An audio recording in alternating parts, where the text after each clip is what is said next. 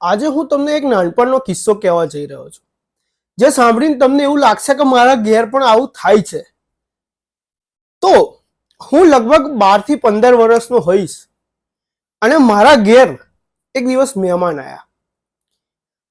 સવારનો પોર હતો, 9-1 વાગ્યા હતા અને 4-5 લોકો એટલે એક ફેમિલી મારા ઘેર આવે છે. હવે થાય છે એવું કે થોડી વાતચીત થાય છે અને સમય થાય છે ચા નાસ્તાનો સમય થાય છે ને ત્યારે પહેલો શોખ મને મળે છે.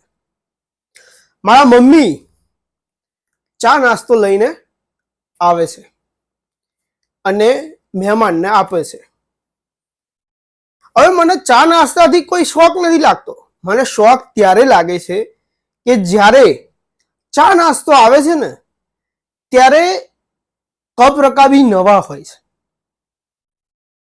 જે નાસ્તાની ડીશો હોય છે ને એ નવી હોય છે, એટલે જાણે કે હમણાં જ કાઢી હોય ને એવી હોય છે. પહેલો શોખ મને ત્યાં લાગે છે.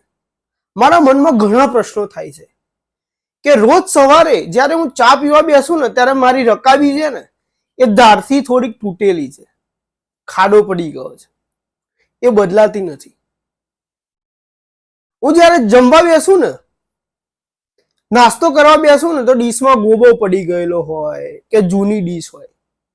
આ ટૂંકમાં અમારી રૂટીન રકાબી હતી. એ વખતની પરિસ્થિતિની વાત કરીએ ને આપણે, તો આવી પરિસ્થિતિ આપણા ઘરમાં હતી.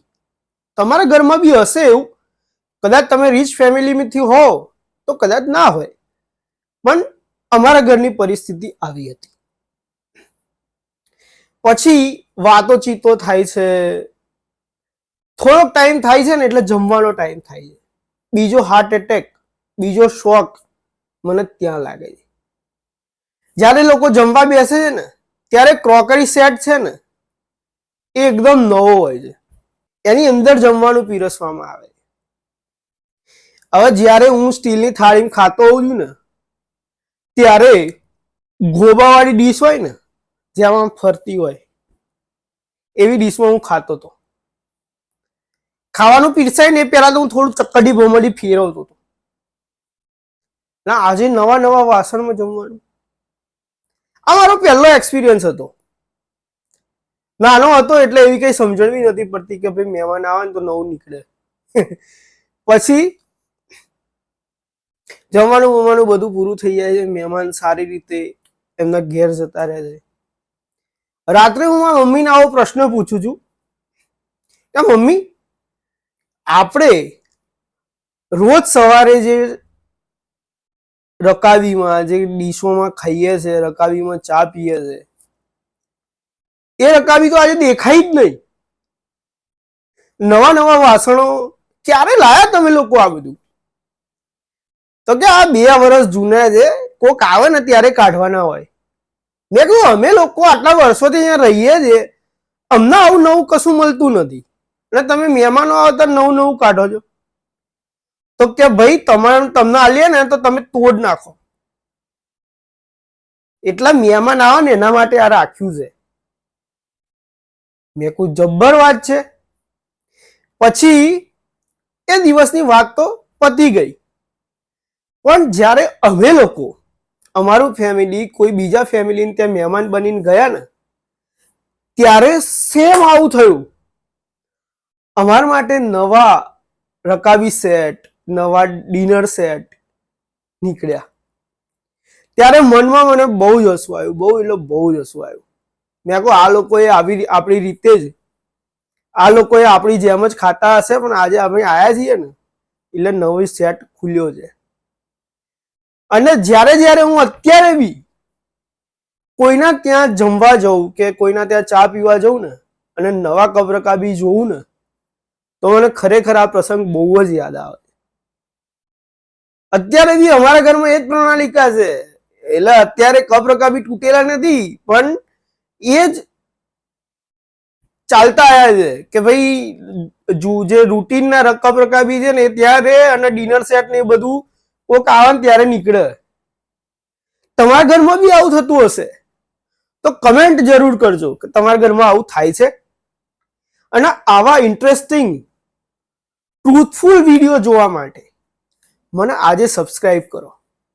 અને તમારી એક હેલ્પની જરૂર છે કે આવા કોઈ કિસ્સાઓ તમારા જીવનની અંદર બન્યા હોય, ફની કિસ્સાઓ કે એવા કોઈ કિસ્સાઓ, તો તમે મને એના કમેન્ટ જરૂર કરજો. હું એના પર વિડીયો પણ બનાવીશ અને તમને ટેગ પણ કરીશ કે આ વિડીયો આમના અનુભવથી, અનુભવ એટલે મીન્સ તમારી કમેન્ટથી બનાવવામાં આવેલો છે. મજા આવશે, એકબીજાને ગ્રો કરીએ. અને હા, આપણે આ વિડીયોમાં ક્રોકરીની વાત કરી છે, નવા વાસણોની વાત કરી છે. તો તમારે એવા વાસણો એમેઝોન પરથી જોઈતા હોય તો હું તમને છે ને બેસ્ટ લિંક, જે સારા રેટિંગ્સ વાળી લિંક છે ને એ ડિસ્ક્રિપ્શનમાં આપવાનો છું. તો ચેકઆઉટ જરૂર કરજો. તમે આમાંથી ખરીદશો ને તો મને એક નાનો ભાગ મળશે. તમારા પ્રાઇસમાં કોઈ જ વધારો ઘટાડો નહીં થાય, તમને સેમ પ્રાઇસમાં જ મળશે, પણ મને એમાંથી એમેઝોન થોડા પર્સન્ટેજ આપશે. આને એફિલિએટ માર્કેટિંગ કહેવાય છે. તો તમને આ વિડીયો ગમ્યો હોય તો સબસ્ક્રાઇબ કરજો, લાઈક કરજો, એકબીજાને શેર કરજો અને લાઈફમાં એન્જોય કરતા રહો. અને તમારો જે સ્ટોરી હોય, તમારી કોઈ યુનિક સ્ટોરી હોય તો મને સ્ટોરી કમેન્ટમાં જણાવજો, આપણે વિડીયો બનાવીશું. અને હજી એક વાત, આ યુટ્યુબ ચેનલ પર શોર્ટ્સ ફીડમાં મારી અને મારા વાઈફની કોમેડી હું રોજ અપલોડ કરતો હોઉં છું. તો તમે જરૂર ચેકઆઉટ કરજો.